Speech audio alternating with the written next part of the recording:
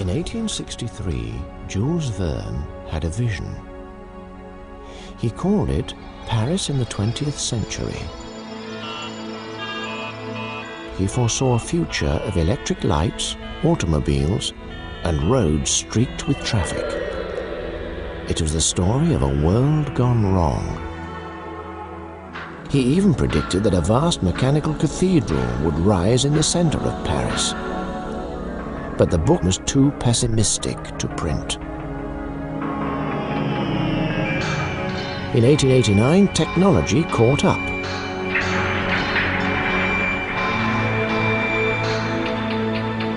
But Verne had moved on. His next book, From the Earth to the Moon, was an optimistic celebration of the triumph of science. Today, 40 miles outside Paris, Verne's 19th century fantasy of space travel is slowly becoming real. This is a story where fact and fiction change place. It's a story about the future and the people who invent it.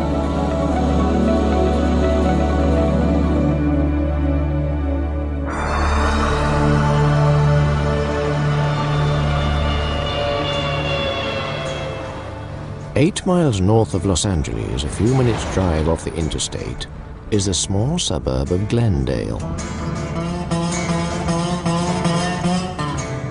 Hidden in the quiet, tree-lined streets is a high-security compound. Exactly what happens inside has remained a closely guarded secret for over 40 years.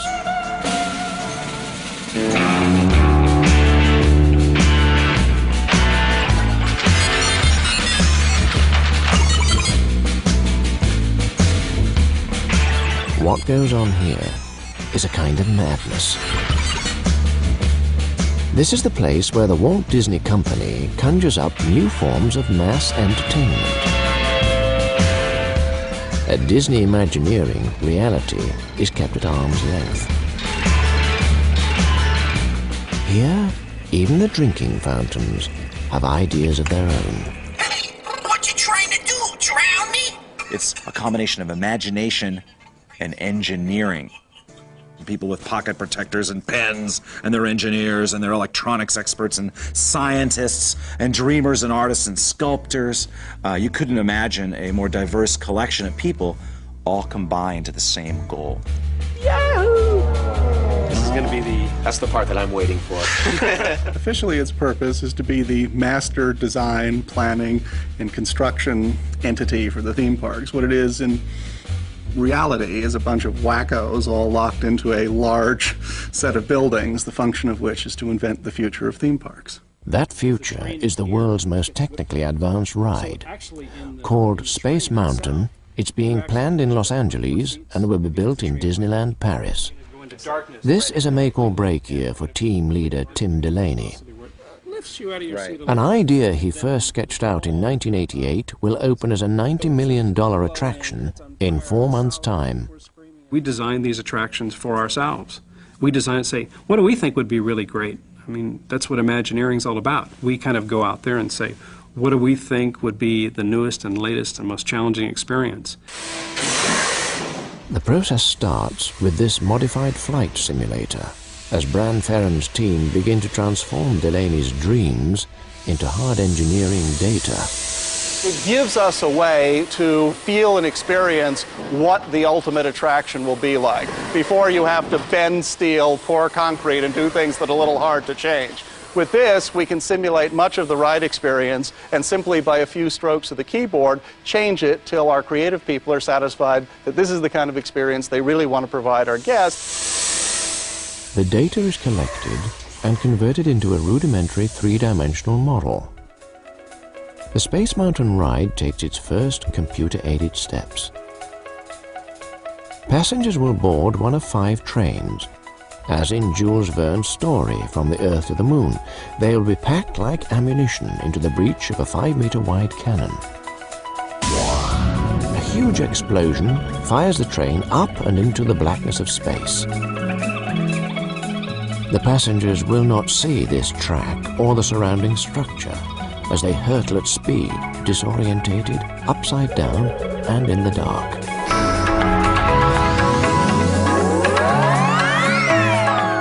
Towards the end of the 2-minute ride, they seem to fly through a cluster of asteroids, crashing through one in a shower of sparks.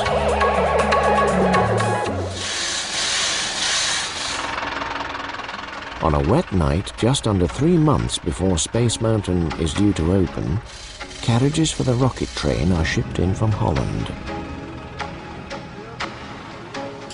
The hardware for Space Mountain has been arriving in a steady stream from factories all over Europe. Most of it is going together well.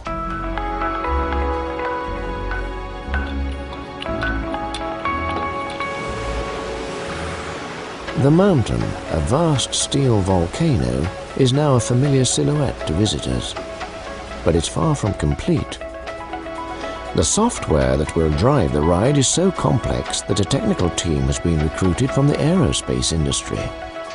There is a lot of interaction between the technical people and the creative people. The previous work environment I had been in, which was working with NASA and Jet Propulsion Laboratory, which was much more scientifically oriented. There was very little emotion in the product you were trying to deliver. And there's certainly nothing like when you finally do open one of these attractions to the public and seeing people's first reactions. You certainly aren't asking them, well, could you tell how many G's you were feeling at that point in the ride? It's, are they excited? Are they yelling and screaming and laughing and having a good time? And that's the payoff. We present the first of our science factual programs, Man in Space. 40 years ago, space pioneers needed Disney to promote their vision. In our modern world, everywhere we look, we see the influence science has upon our daily lives. Discoveries that were miracles a few short years ago are accepted as commonplace today. Many of the things that seem impossible now will become realities tomorrow. One of man's oldest dreams has been the desire for space travel, to travel to other In many ways, the Man in Space team of 1955 were Disney's prototypes for the Imagineers. To the threshold of a new frontier. To give the television audience a glimpse of the experience of space travel, they went to extraordinary lengths to create a completely convincing and factually accurate film journey from the Earth to the Moon. Here's Director Ward Kimball to tell you about it. In working with engineers and scientists, we have found that there are many different opinions as to how we will eventually cross the space frontier.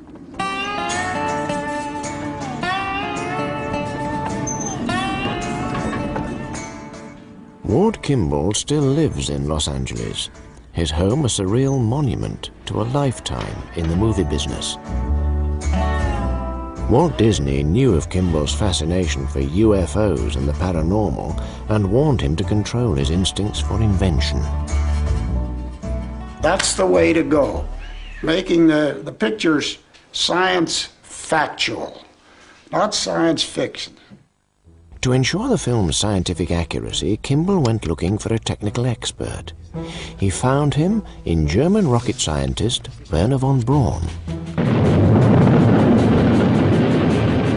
Von Braun had designed the V-2 rocket, and after the Second World War was brought over by the American government to work on their missile program. But von Braun had his own plans. He knew he had a big thing there with television. That was the thing that sold him on doing this. Now here's a model I designed for a 4-stage orbital rocket ship. Compared to the unmanned instrument rocket, it is quite large. But the overall size and weight of the rocket is mainly... Man in Space was a technical tour de force. The scientific detail of the film was extraordinarily accurate. Von Braun even suggested the astronauts would return in a prototype version of what was to become the Challenger space shuttle. The payload in the top section will consist of 10... In effect, the film was a direct sales pitch to the American public for his belief in the reality of space travel. If we were to start today on an organized and well-supported space program, I believe a practical passenger rocket could be built and tested within 10 years. I was very young at the time, and I remember watching the show. in like one of the commercial breaks or the end of the show, and I had asked my parents, you know, was that really real? And I think they said something like, well, no, I think Mr. Disney just made all that up.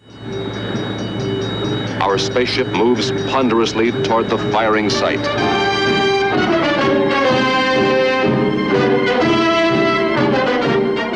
After von Braun's introduction to man in space, his scientific theories were brought to life in an animated rocket flight. I was also very positively affected by the fact that someone could take a dream or something that had not existed before and put it into a form that seems so absolutely real.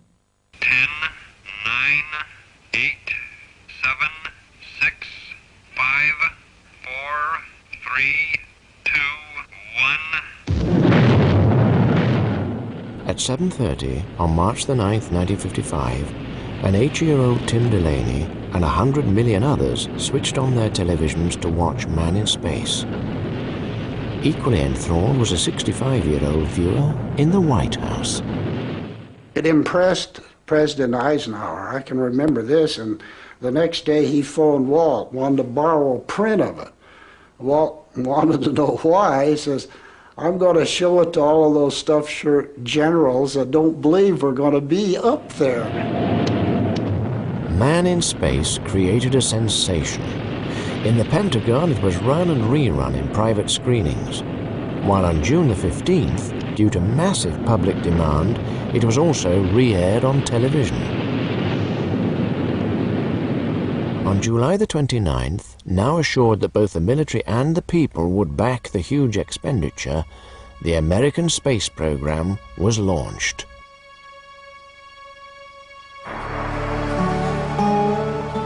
Kimball's factual film inspired Tim Delaney's fascination with the science fiction behind Space Mountain.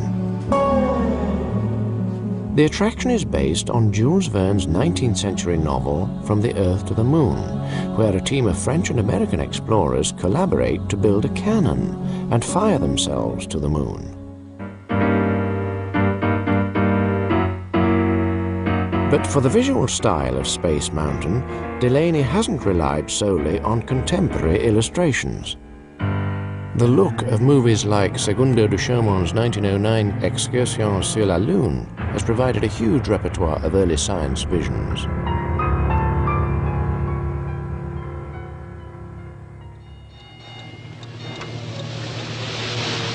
The extraordinary sets of the 1954 Disney version of another classic Verne novel, 20,000 Leagues Under the Sea, has been the inspiration for the rivet and boilerplate aesthetic of Space Mountain.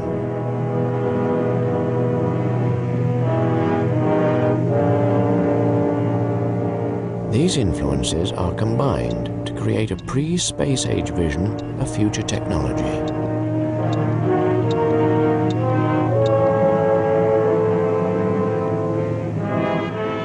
And at the heart of the mountain is Jules Verne's Columbiad, a massive 15-ton cannon. This cannon clearly represents the fact that this is an experience that when you get in it and you're launched, I mean, a cannon, big bang, launch, high speed, it will pay off. But beneath the carefully art-directed exterior of Space Mountain is a private, unseen world of steam, oil, and electronics. Ron Hamming is part of the technical team who must make the cannon work. Tower from Project 34, going through door 12. There are 6 weeks to go.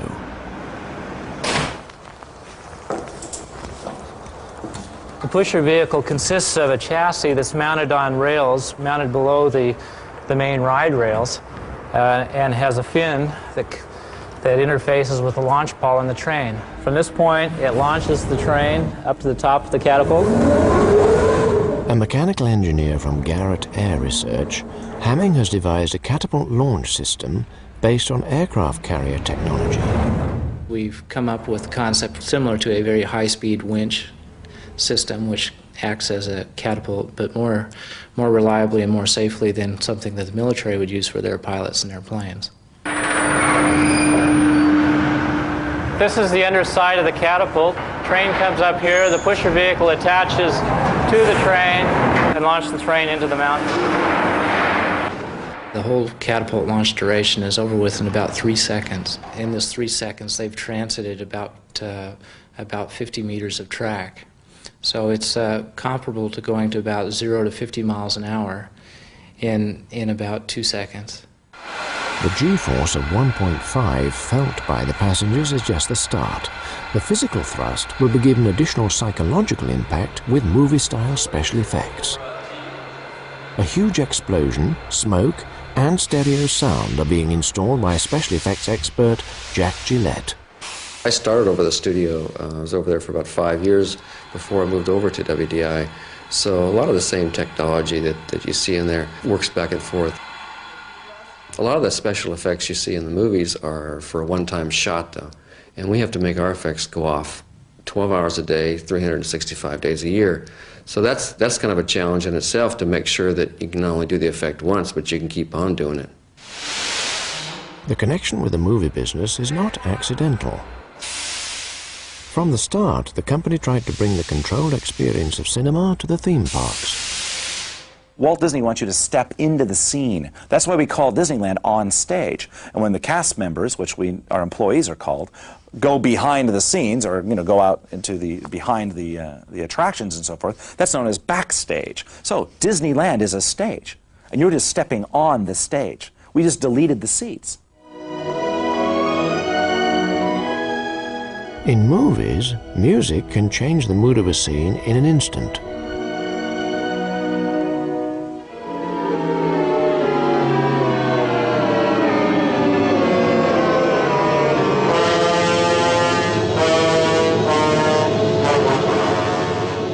A synchronized score has never been possible in a ride, but Delaney is determined to use the musical power of films like 20,000 Leagues Under the Sea to manipulate emotions on Space Mountain.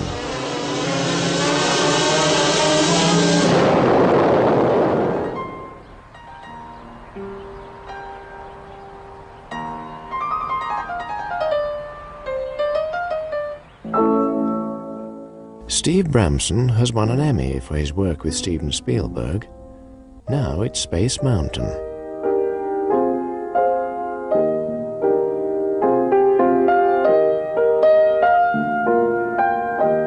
Now, I wanted to have some swirling. I mean, we have, some kind of swirling effect, which is very hard for me to duplicate on the piano. You have all the brass very heroically playing, with the violins up here kind of singing away, and they're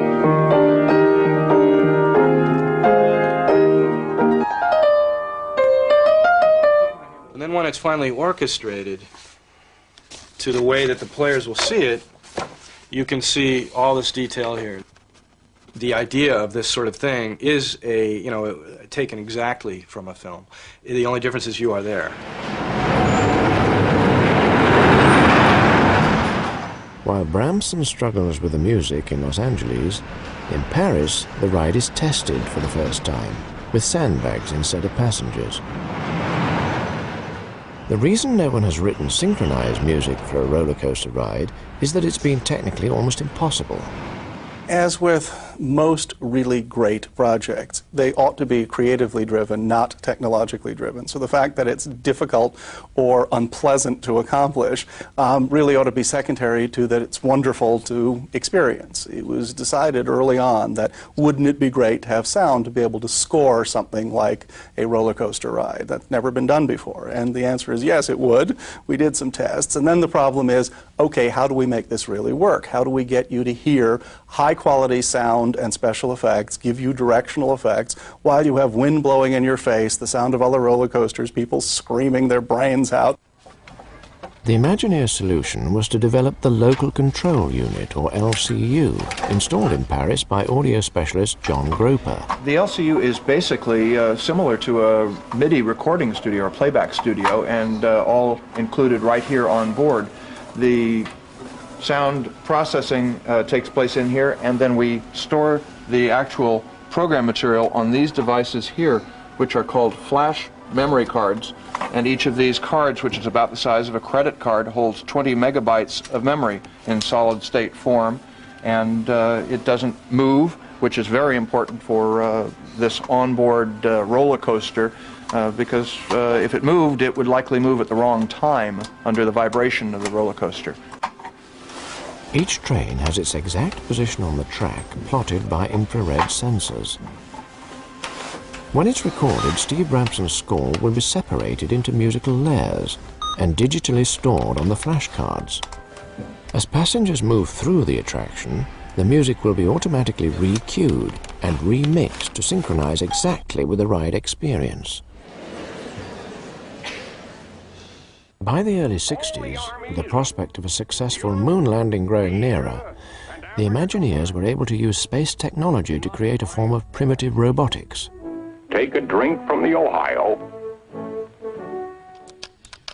Called audio animatronics, the technology would play a major part in Disney's optimistic depiction of the future. Now, this contraption here might look like something from outer space, but it's actually a control harness for programming the actions and gestures of our audio animatronic figures. Shall we show them how it works? Very well. This is the carousel theater host. Whatever the man in the harness does, this figure will respond simultaneously in the same manner. There's a great, big, beautiful tomorrow. An audio animatronic family populated the Carousel of Progress, its theme tune echoing Disney's faith in things to come. And tomorrow's just a dream away. For 40 years, Disney had promoted his special brand of optimism. His dream with mind and heart. When it becomes... But 3 months after this clip of film was shot, Disney died, missing the moon landing he had yearned for by 3 years. Shining at the end of every day, there's a great, big, beautiful tomorrow, just a dream away. The astronauts returned to find themselves transformed into media stars. Their scientific achievement was swallowed up in show business. Once men were on the moon and the dream faded, with it went some of the naive optimism of Disney's vision of the future. I guess after Walt died, it became difficult. I wasn't in the company, but I think the creative side became more of what would have Walt thought, what would have Walt done, and the business side became more conservative and stronger. Things got done, great things got done. Epcot Center got built, Tokyo Disneyland got built. But experimentation, risk-taking, insanity, neurotic creative behavior was replaced by a studied business practice. One of the first casualties was a song behind the Carousel of Progress. Instead of Wait for Tomorrow, the theme became Live for Today. You've got it made, the world's forward marching and you're in the parade.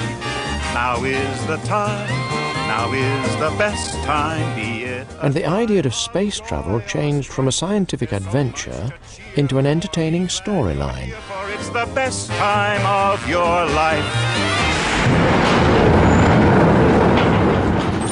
At Space Mountain, reality has intruded on the fantasy in the shape of the French government inspector. See how the train goes, and 2, see how it feels for you. The first test will be to see if the train can stop itself in the event of a software failure.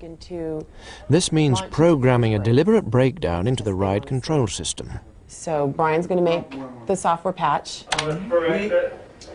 I saw that also on the main. The system has to fail safe. And we have to go through all the failures, and sometimes that's what takes a lot of time, is creating failures that are supposed to happen 1 in a million or are never supposed to happen. Trying to figure out, now that you have the system in place so that these things can't happen, you make them happen so you can see how the system reacts. Greg, was that brake 17 that you wanted to close after the vehicle struck sensor 2PA? The vehicle passes 2PA, please close brake 17, yes. 10. Just the last where you're sitting only. You want a heavy train. If Space Mountain fails any of the stipulated tests, it won't be able to open as an attraction. Yes. And you then try for the front? With the middle, okay. Okay. Susan for Greg. Okay, we have the software patched in and we're ready to launch. You guys ready?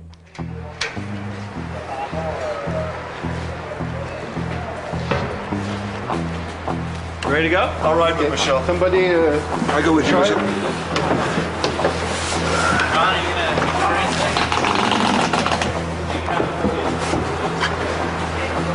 Okay, we're ready here. Okay, Tower, give me an announcement, and we'll start it off. Attention Space Mountain, attention Space Mountain. Rocket train be launching the mountain immediately. Stand clear of all equipment, please. Thank you. Attention Space Mountain, attention Space Mountain. Un train va être catapulté dans la montagne immédiatement. Tenez-vous à l'écart de tout équipement. Merci. Vous êtes safe and clear, Patrick?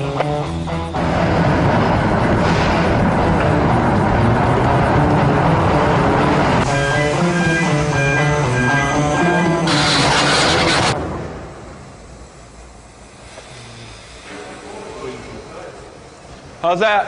Okay, Suzanne. You are... Okay? Same? The train fails safe. It passes the test.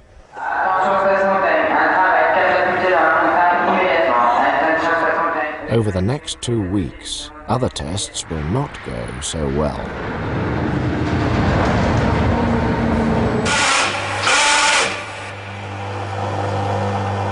The repeated testing holds up other work, and now Jack Gillette's special effects inside the mountain are running behind time.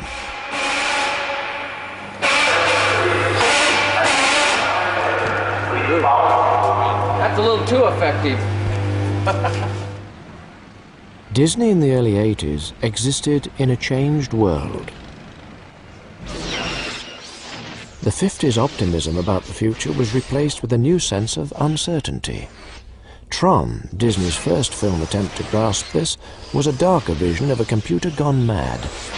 I had a conversation with our Imagineers, most of whom, like me, grew up in an Orwellian kind of view of the future, a Tomorrowland view of the future, a Star Trekian, Star Warsian view of the future, and all of a sudden it seemed like maybe the future was kind of going back to a less high-tech view, a less polyester view. I think the average American thought the future was the Jetsons. It was skateboards floating through the air. It was that things made out of plastic were intrinsically superior to things that grew. Our challenge is how, in a theatrical attraction, to create a sense of future. And the sense of future may have absolutely nothing to do with chronological prediction. What it has to do with is mood and feeling and passion about what there is to come. The response has been a march back to imagination. Delaney's obsession with Jules Verne's Victorian science fiction offered Disney a new future, a low-tech fantasy with a happy ending.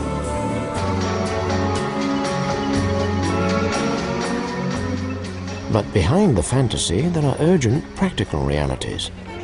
600 volunteers pack Space Mountain as the Ministry of Transport look on. An evacuation rehearsal is underway. Ladies and gentlemen, we are sorry for the delay. We're working on the prom and we will be back up as soon as possible. We'll let you know when we can start riding the train again.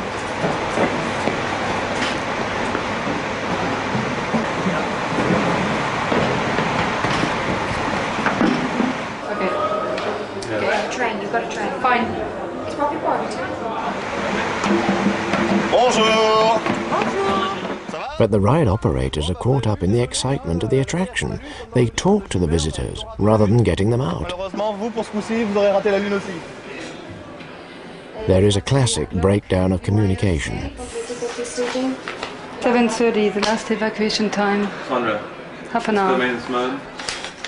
This is a vital stage in the gradual transfer of control from the Imagineers to the local Disney operators who must run the ride on a day-to-day basis. Attention Space Mountain, mise attention, mise attention au maintenance. Attention Space Mountain, down for Vous pourrez tout faire d'une traite, ne vous inquiétez pas. Bonjour, ça va? Sorry? Yeah, we're missing one. Here we go.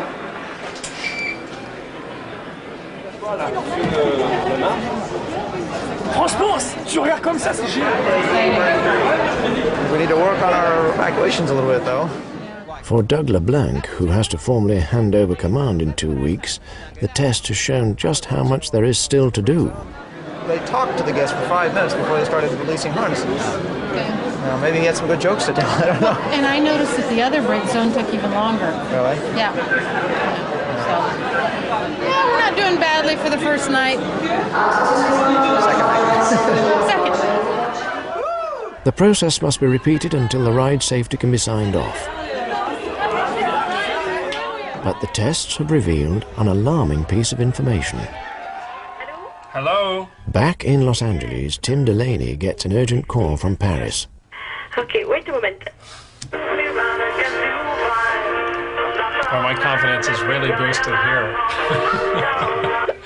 Hello? Hello?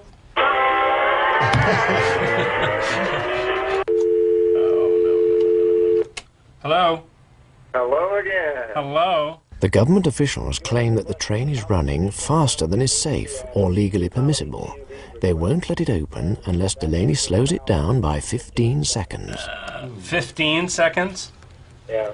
Once we start creeping up anywhere above 5 or 6 seconds, it becomes much more difficult to get the music in sync, you know, via editing and stuff like that. It'll just really. For music producer Aaron Richard, the immediate problem will be resynchronizing the complex music track. It seems to me that would have a significant show impact on the ride. Now we've got a real significant problem. Now we really have an issue that we have to battle on.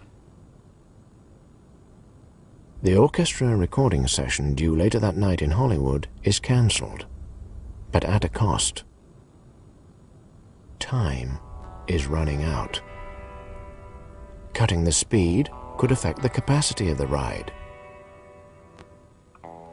But the greatest pressure on Delaney is creative. Slowing the ride will destroy the experience he wants to offer visitors. He can see 8 years' work evaporating in a cloud of bureaucratic compromise. It's time to confront the president of Imagineering, Marty Sklar. Do you have a moment we can talk about? Mr. Excuse me, interrupt. We got a bit of a problem on the ride. The ride's running a little too fast. And the implications of this is the music is going to be out of sync. Well, this all sounds too familiar. The show always ends up the last thing we figure out how to do. If we run 4 trains, then it's a situation where we don't get the capacity. If we run 5 trains, then there's a potential of trains potentially backing up inside the mountain. So we're off like 5 seconds, and everyone over in France is scrambling to actually tune this thing to find out where we take up the 5 seconds. So it is a big issue because capacity is going to be key with what we know is going to be the popularity of this. The whole issue of capacity, the thrill of the ride, working with the show, working with the music are all the implications of this.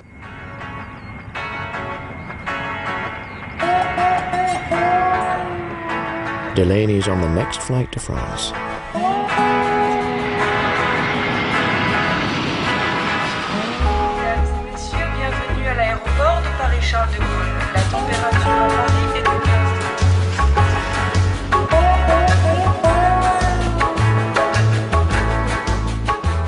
This is the first time he has seen the completed Space Mountain. Delaney was trained as a graphic designer. He's obsessed with the visual.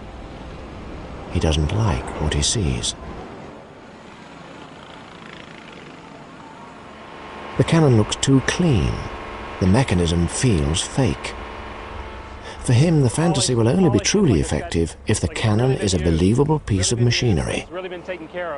For a moment, problems with the music are forgotten as Delaney gets to work with the team of scenic artists. Coming through here, and right, it's a little bit dark and the crevices there, and then on the edges, we'll highlight those edges so it looks like it's been used, but actually we're taking really good care of it. All this area up here, I wouldn't touch this. I mean, I wouldn't do too much character finishing here. I wouldn't do any at all, as a matter of fact. But down up here, down up around in that area there, where the gun sight is, make it look as rich and as well taken care of as possible. Up to the top of the world.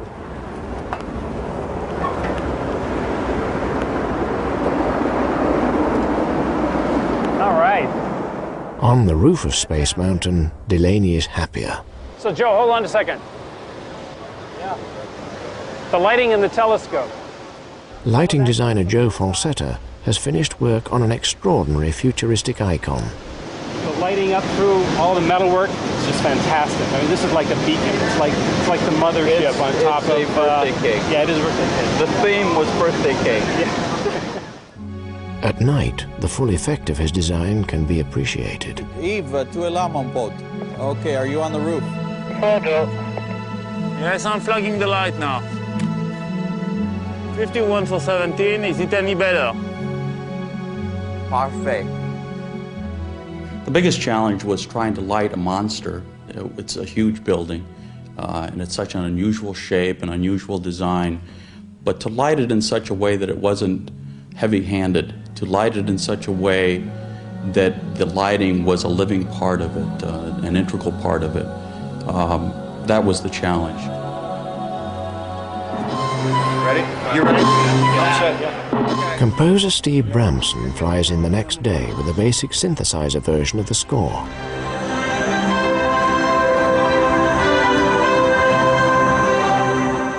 This is his first time in Paris and his first ride.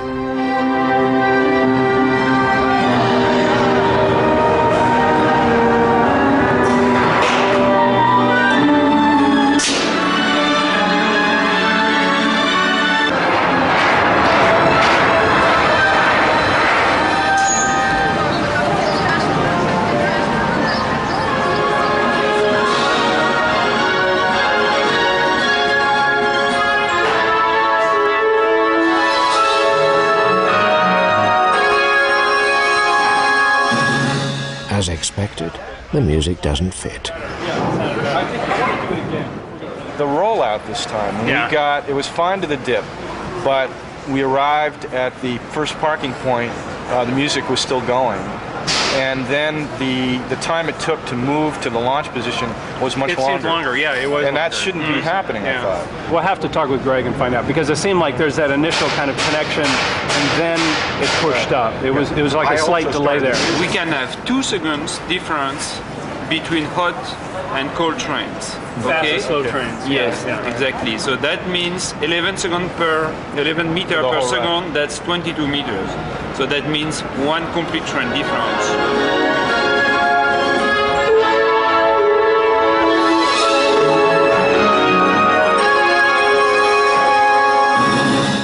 3.5 seconds. So don't drop it. Drop should hold at about a second. Things are made worse for him when Delaney uses the rescoring process as a chance to try out some new ideas. Stop. Build that tension a little bit. Build the tension a little bit. Build the anticipation.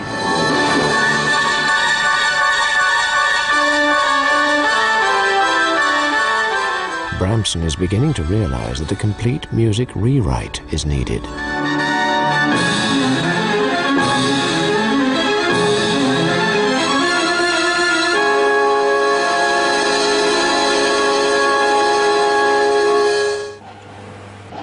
Delaney heads home, leaving a trail of work in his wake. Inside the mountain, Jack Gillette has to boost the effects in the asteroid scene. Get a lot more smoke in there. The scenic artists start to refinish the cannon, covering it in a film of soot and oil. With just 2 weeks to go, there is a growing sense of anticipation. I'm not a movie person, but we're a movie company, and when I talk to the studio people, they always tell me there is always this moment of nervousness. In fact, the first weekend you launch the movie. And once you had already a 1 day, or a 3 days weekend, clearly you know exactly where you're going to go. And for whatever reason, advertising is a large part of it, but there is this word of mouth, and there is this kind of, secret thing going among people where they decide to come. Back in Hollywood, with 10 days to go, Bramson's rescored music is ready to record.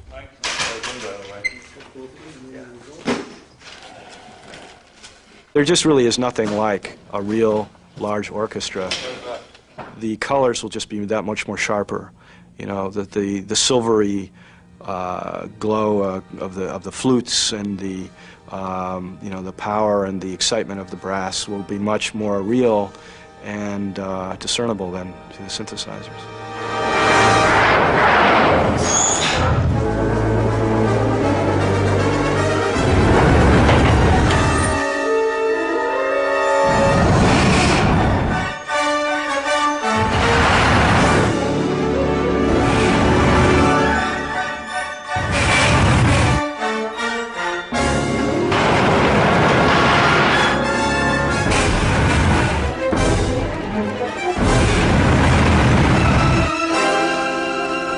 The ride works. Its slightly altered speed and the new music synchronize. But in France, there are more problems. The cannon, a vital component and the explosive start to the ride, has broken down. No one knows why, and no one can get it to work. Delaney designed the Columbiad to recoil when it fires. The detail is a classic piece of movie storytelling, a technical special effect that brings the fantasy and drama of the story to life.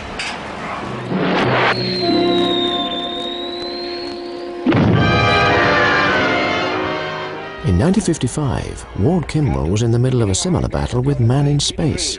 Get some flares in that area, quick. We did have a little argument with von Braun. When we went around the moon, we dropped some rockets from the moon ship to light up the surface.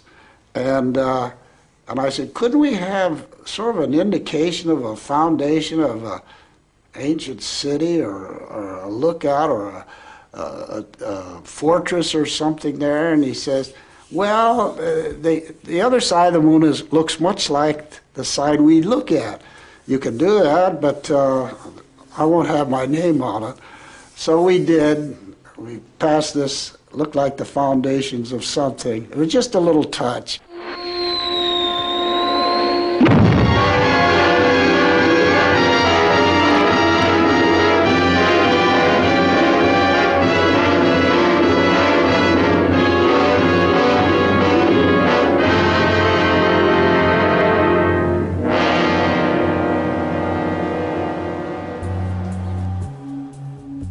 Whether the cannon works or not, there's now little more that Delaney can do. As Space Mountain prepares to open for the first time, he is back in Los Angeles. With 36 hours to go, ride engineers fix the problem.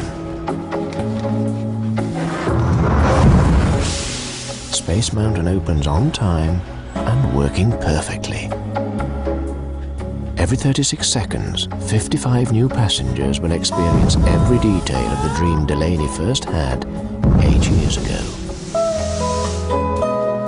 But as he clears his office, his mind is not on Paris or with Space Mountain, but on the beginnings of a new piece of madness.